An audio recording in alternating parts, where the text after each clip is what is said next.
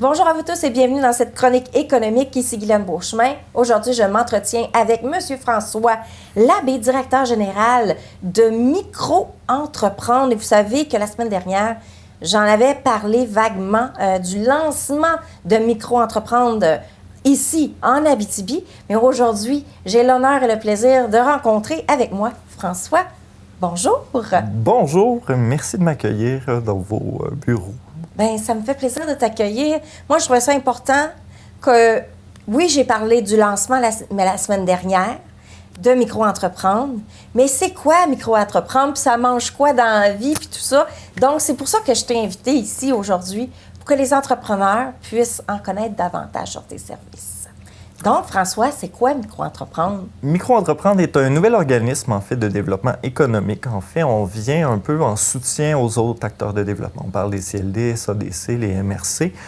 Donc, nous, on s'occupe du microcrédit. Le microcrédit québécois, comme on pourrait l'appeler.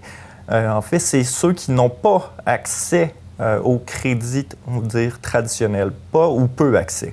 Donc, on vient en fait combler ce manque-là qui arrive. Donc, on parle souvent d'une clientèle qui est plus jeunesse ou encore des nouveaux arrivants, en fait, qui n'ont pas eu la chance de se constituer un crédit suffisant pour se lancer en affaires. Okay. Donc, ça fait partie de notre clientèle. Mais on a aussi d'autres types de clientèle, des gens qui ont aussi eu un parcours de vie un peu plus difficile des fois et n'ont pas eu la chance de se constituer un très bon crédit. Ou on offre autre chose complètement aussi. On accompagne beaucoup en reprenariat. Donc, ça, c'est complètement autre chose. OK. Fait que donc, il y a deux volets, là. Le micro-entreprendre, l'entreprise qui, elle, démarre. Oui. Donc, une start-up pour mais aller chez vous. Non, ça peut être un projet d'une entreprise qui existe déjà. OK. Oui, il n'y a pas de problème. Et nous, en fait, on dit entreprise, mais on inclut autant les entreprises, on va dire collectives, les coopératives, comme on s'occupe aussi des OBNL. OK. Donc, on n'a pas de discrimination à ce niveau-là. On accompagne aussi. On a deux volets. On a le volet microcrédit. On est là pour aider à financer. Mm-hmm. Donc, on parle de prêts de moins de 20 000 Okay. Et là, qui se décline en nano-prêts de 500 à 2000 $. Après ça, on en a aussi des prêts-ponts qui servent en fait vraiment entre deux subventions ou une grande entrée d'argent, où est-ce que là, les gens ont besoin d'avoir un peu d'accompagnement. Et là, on vient pallier à ce manque-là. Donc, OK. Est-ce que les travailleurs autonomes sont inclus là-dedans? Oui. Oui? Oui, on est là pour, après, tout le monde. OK. Mais tout le monde qui a un projet entrepreneurial. Oui, non, c'est pas une personne. C'est ça. C'est pas la même chose. OK. Ce qui en fait une des différences aussi, c'est que nous, c'est un prêt à l'individu et non à la compagnie. Donc, c'est un peu différent aussi parce que des fois, c'est une question de mise de fonds. On va le voir en reprenariat, entre autres, quand on parle d'une entreprise, je ne sais pas moi, qui vaut 4 millions de dollars et qui va être repris, en fait, par 4 employés. Ils doivent avoir un certain montant, en fait, en mise de fonds qu'ils doivent y mettre. Mais si ces gens-là n'arrivent pas, en fait, ils peuvent faire appel à nous et nous, on va pouvoir bonifier et va constituer une partie de leur mise de fonds, en fait. C'est intéressant ce que tu apportes comme point, le reprenariat, parce qu'en ce moment, on entend beaucoup la pénurie de main-d'œuvre et tout ça. Puis des fois, on n'a pas l'idée de se partir une entreprise. On n'a pas un projet, là, on fabrique rien, on n'offre pas de services et tout ça, mais de reprendre l'entreprise de quelqu'un d'autre qui existe déjà, qui s'en va à la retraite, ça peut être intéressant, ce côté-là, pour quelqu'un qui n'a pas nécessairement d'idée pour aller vers l'entrepreneuriat. Oui, c'est une façon... En fait, on a plus ou moins le choix, à mon avis, personnel, là. Plusieurs entreprises, en fait, étaient détenues par une seule personne et c'est difficile de constituer des immenses capitaux pour pouvoir acheter. Donc, en étant plusieurs personnes, en le transférant, on va dire, collectivement, c'est beaucoup plus facile d'aller chercher du financement et c'est aussi une pression qui est beaucoup moins grande sur les épaules de l'entrepreneur. Effectivement. Ça joue aussi. Là, il y en a plusieurs là, qui prennent la charge et le risque. La charge et le risque. Mais oui, et c'est j'aime beaucoup dire la quête du bonheur, en fait, là, qui est importante aussi. On parle d'équilibre et tout ça. On le sait qu'avoir une entreprise, c'est beaucoup d'heures, beaucoup de temps, mais quand on peut aussi déléguer de cette façon-là, ou en tout cas, et faire des portions qui nous intéressent plus que d'autres, mais ça fait partie du bonheur. Et le bonheur individuel d'une entreprise, ben c'est aussi un bonheur collectif après ça qui rayonne. Et ça, pour moi, c'est important. Est-ce qu'il y a des statistiques qui démontrent qu'il y a des gens, là, il y a un collectif qui commence à reprendre des entreprises? J'ai pas vraiment de statistiques à vous dire actuellement. C'est sûr que nous, nos activités viennent de débuter. Et là, on travaille justement beaucoup plus avec les CLD et SADC, comme je mentionnais, qui sont nos partenaires, qui sont vraiment, on pourrait dire, moi, je suis seul pour toute la région de l'Abitibi-Témiscamingue. Donc, je m'occupe un vaste territoire. Donc, sur on pourrait dire, ceux qui sont les yeux et qui ont une bonne idée et des besoins, en fait, ce sont souvent nos partenaires, CLD, SADC, MRC. Mais micro-entreprendre, CLD et les SADC, me semble que ça se ressemble au niveau des services, là. C'est quoi? Êtes-vous complémentaires aux deux? Complémentaires, en fait. Okay. Personne ne fait de financement à bas de 5 000 sauf nous, en fait. OK. Donc, nous, c'est vraiment... Donc, ça, c'est votre différence. Une grande différence. Et c'est aussi la différence, c'est le peu ou pas, quand je mentionnais, le microcrédit, qui est vraiment attaché à ceux qui n'ont pas accès au crédit. Et encore, la fameuse mise de fonds, comme j'ai mentionné, avec le prêt à l'individu. Donc, il nous permet vraiment d'aller appuyer, en fait, des fois, un montage financier qui est déjà en partie fait avec le CLD, SADC. Il y en a d'autres. Il y a Futurpreneur, Evol. Pour vrai, on a beaucoup de partenaires. Desjardins aussi, donc avec Créavenir, qui est aussi un autre de nos partenaires. Mais donc, c'est vraiment, on vient des fois compléter un petit montant juste pour venir aussi des fois répartir on va dire, c'est pas on va pas appeler ça un risque, là, mais d'une certaine façon, oui. Répartir la charge. La charge, oui.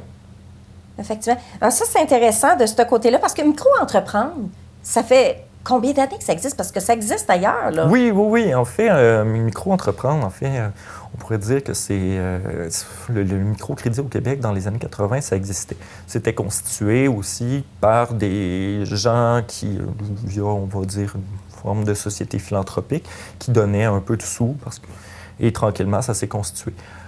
Par contre, dans les dernières années, le ministère de l'Économie et de l'Innovation et de l'Énergie a décidé d'investir, il a décidé en fait d'investir beaucoup plus dans l'entrepreneuriat et il y avait une volonté d'étendre le microcrédit.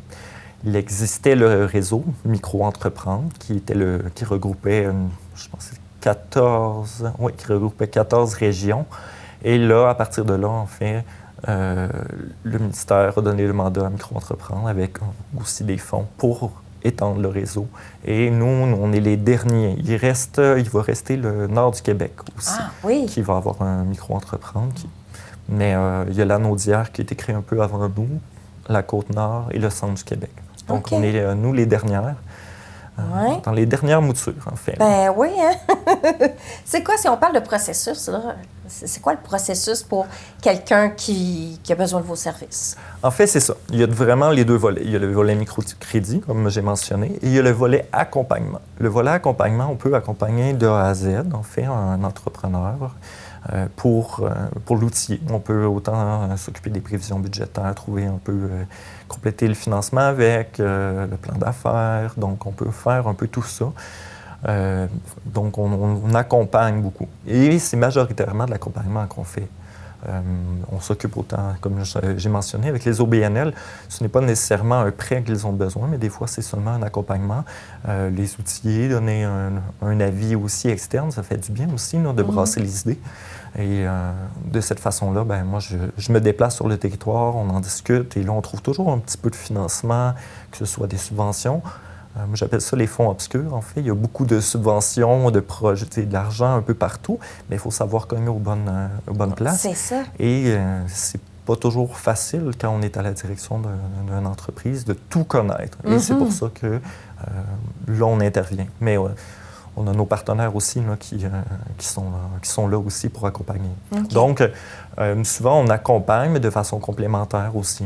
J'ai des dossiers avec des CLD où est-ce qu'ils ont monté en grande partie le dossier, mais on vient, nous, en fait, juste donner un petit coup de main vers la fin pour certaines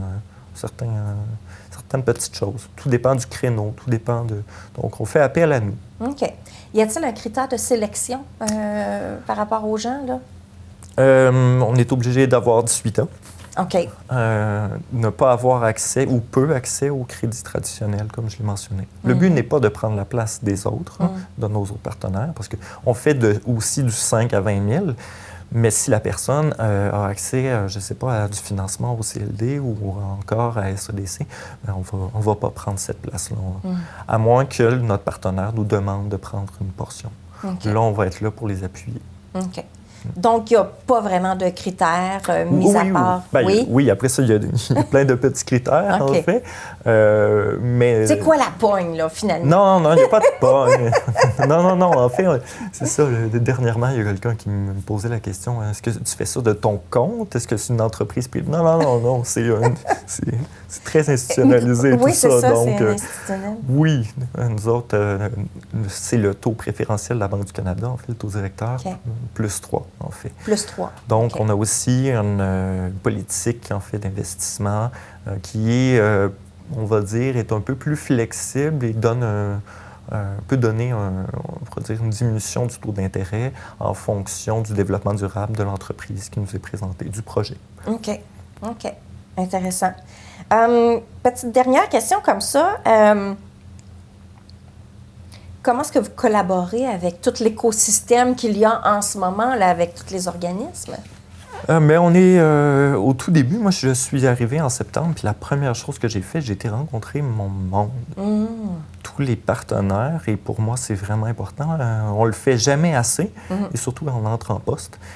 C'est vraiment important d'aller rencontrer son monde pour rassurer aussi, parce que, tu sais, on sort un peu de...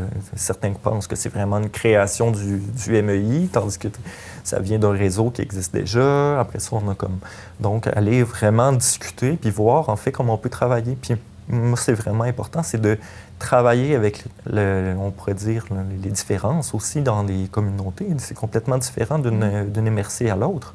Les besoins ne sont pas les mêmes. Il faut travailler aussi avec ces forces-là, puis travailler avec le monde. Puis si les besoins sont comblés en grande partie, bien, tant mieux. Et sinon, on va être là, on est là pour appuyer. Mais jusqu'à date, là, j'ai rien à dire. Là.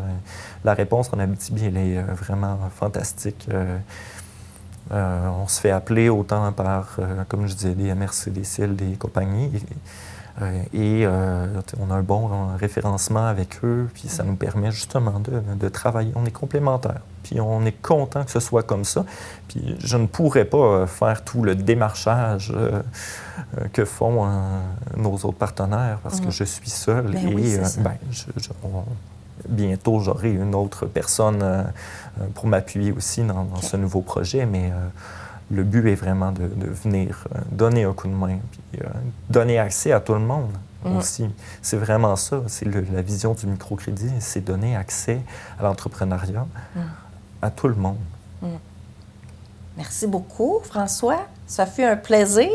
Moi de même. Alors là, on est bien équipé, on est bien outillé maintenant avec justement ce nouvel organisme-là qui est Micro-Entreprendre ici en Abitibi-Témiscamingue. Alors, j'espère que vous avez eu tous les renseignements que vous désiriez. Sinon, vous communiquez avec François, Micro-Entreprendre. Il va se faire un plaisir. Je suis convaincue de vous donner toutes les informations requises pour votre entreprise, votre reprenariat peut-être, donc qui sait. Alors, merci à vous tous d'avoir été là. Puis nous, on se revoit dans une prochaine chronique économique. Ciao!